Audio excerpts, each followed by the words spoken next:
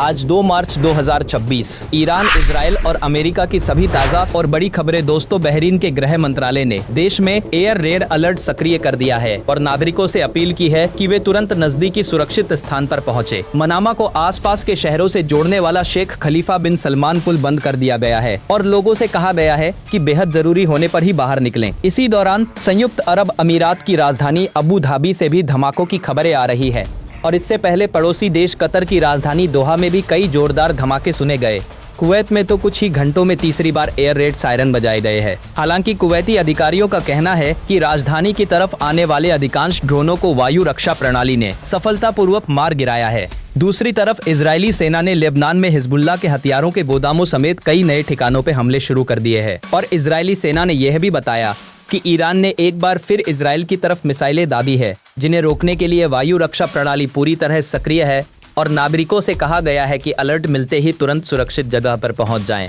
इस बीच ईरान की राष्ट्रीय सुरक्षा परिषद के सचिव अली लारीजानी ने सोशल मीडिया पर बड़ा बयान देते हुए कहा कि राष्ट्रपति ट्रंप ने अपनी भ्रामक सोच से पूरे मिडिल ईस्ट को तबाही में धकेल दिया है और इजराइल की सत्ता की भूख के लिए अमेरिकी सैनिकों की कुर्बानी दे दी है। साथ ही यह भी कहा कि इसकी असली कीमत अमेरिकी सैनिक और उनके परिवार चुकाएंगे और ईरान अपनी रक्षा जारी रखेगा। अब सबसे चौंकाने वाली खबर यह है कि रॉयटर्स की रिपोर्ट के मुताबिक पेंटागन अधिकारियों ने अमेरिकी कांग्रेस को बंद कमरे में दी गई जानकारी में खुद माना कि ईरान की अमेरिकी बलों पर पहले हमला करने की कोई योजना नहीं थी।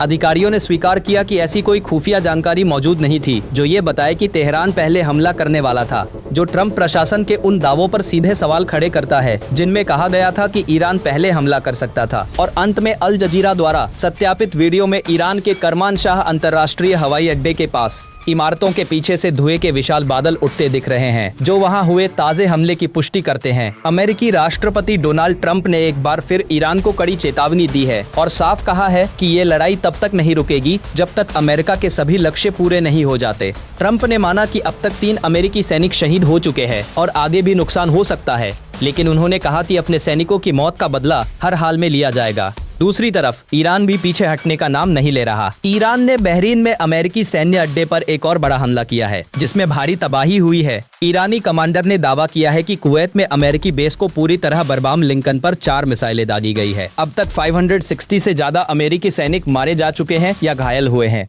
ईरान एक तरफ मध्य पूर्व के उन तमाम देशों को निशाना बना रहा है जहां अमेरिकी सैन्य अड्डे हैं। बहरीन, कुवैत, अबू धाबी और दोहा में धमाकों की गूंज सुनाई दे रही है। कुवैत में तीसरी बार एयर रेड सायरन बजाए जा चुके हैं और बहरीन में पुल तक बंद कर दिए गए हैं। अमेरिका और इजराइल भी हमले रोकने का नाम नहीं ले रहे।